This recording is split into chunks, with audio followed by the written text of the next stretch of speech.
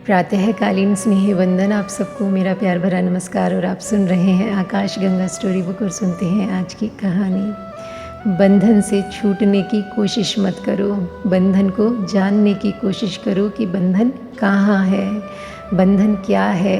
बंधन को भर आँख देखो, इसी को बुद्ध ध्यान कहते हैं। तुम्हारे देखने देखने में तुम पाओगे कि बंधन पिघला, बंधन गया, क्योंकि बंधन तुम्हारी मूर्छा है।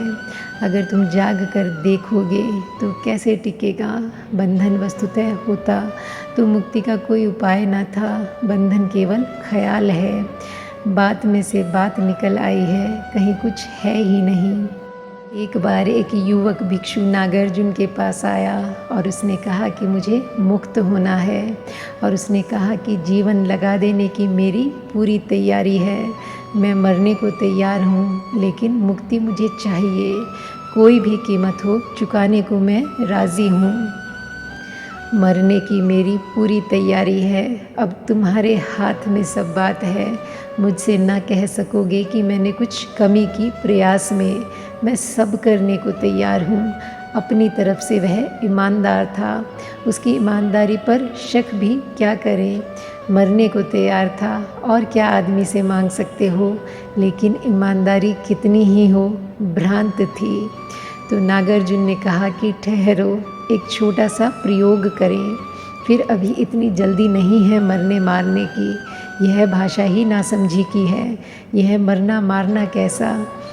तू 1-3 दिन छोटा सा प्रयोग कर, फिर देखेंगे। और उससे कहा कि तू चला जा सामने की गुफा में और अंदर बैठ जा, और एक ही बात पर चित्त को एकाग्र कर कि तू एक भैंस हो गया है।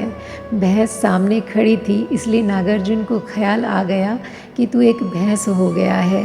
यह सामने भैंस खड़ी है। तो उस युवक ने कहा ज़रा चिंतित होकर कि इससे मुक्ति का क्या संबंध है। तो नागार्जुन ने कहा कि वह हम 3 दिन बाद सोचेंगे। बस तू 3 दिन बिना खाए पिए, बिना सोए एक ही बात सोचता रहे कि तू भैंस हो गया है। 3 दिन बाद मैं हाजिर हो जाऊंगा तेरे पास। अगर तू इसमें सफल हो गया तो मुक्ति बिल्कुल आसान है, फिर मरने की कोई ज़रूरत नहीं है। उस युवक ने सब दांव पर लगा दिया। वह 3 दिन न भोजन किया, न सोया। 3 दिन अहर्निश उसने एक ही बात सोची कि मैं भैंस हूँ। अब 3 दिन अगर कोई सोचता रहे कि भैंस है, तो वह भैंस हो गया। हो गया नहीं कि हो गया, उसे प्रतीत होने लगा कि हो गया। एक प्रतीति पैदा हुई, एक ब्रह्मजाल खड़ा हो गया। जब तीसरे दिन सुबह उसने आँख खोलकर देखा तो वह घबराया कि वह भैंस हो गया था, और भी घबराया क्योंकि अब बाहर कैसे निकलेगा। गुफा का द्वार छोटा था। आए तब तो आदमी थे, अब भैंस थे। उसके बड़े सींग थे, तो उसने कोशिश भी की तो सींग अटक गए। चिल्लाना चाहा तो आवाज़ ना निकली। भैंस का स्वर निकला। जब स्वर निकला तो नागार्जुन भागा हुआ पहुंचा। देखा कि युवक है, कहीं कोई सींग नहीं है, मगर सींग अटक रहे हैं। कहीं कोई सींग नहीं है।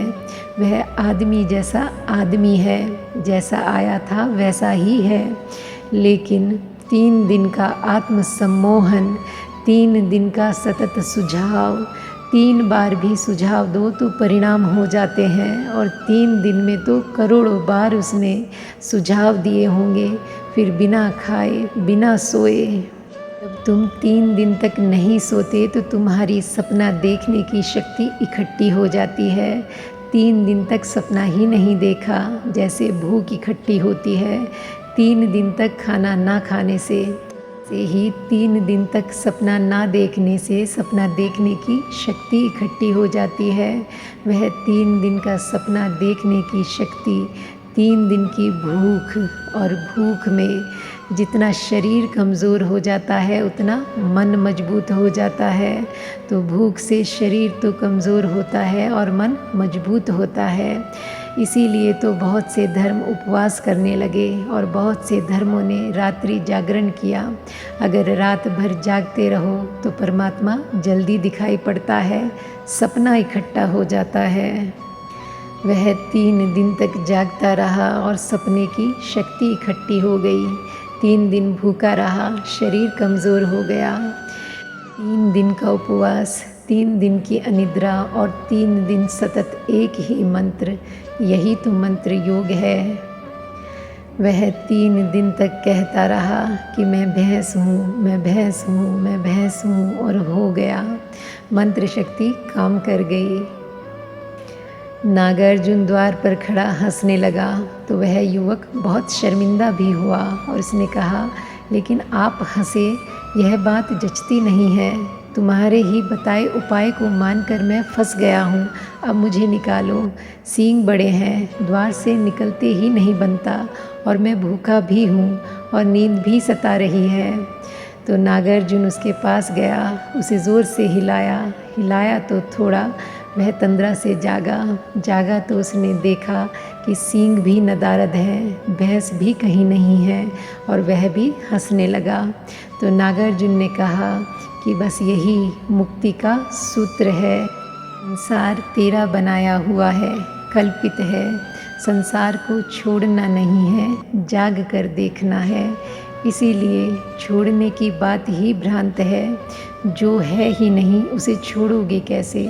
छोड़ोगे तो भूल में पड़ोगे। जो नहीं है उसे देख लेना, जान लेना कि वह नहीं है, मुक्त हो जाना है। और आज के लिए बस इतना ही। मिलते हैं फिर एक नई कहानी के साथ। तब तक के लिए thank you God and thank you universe.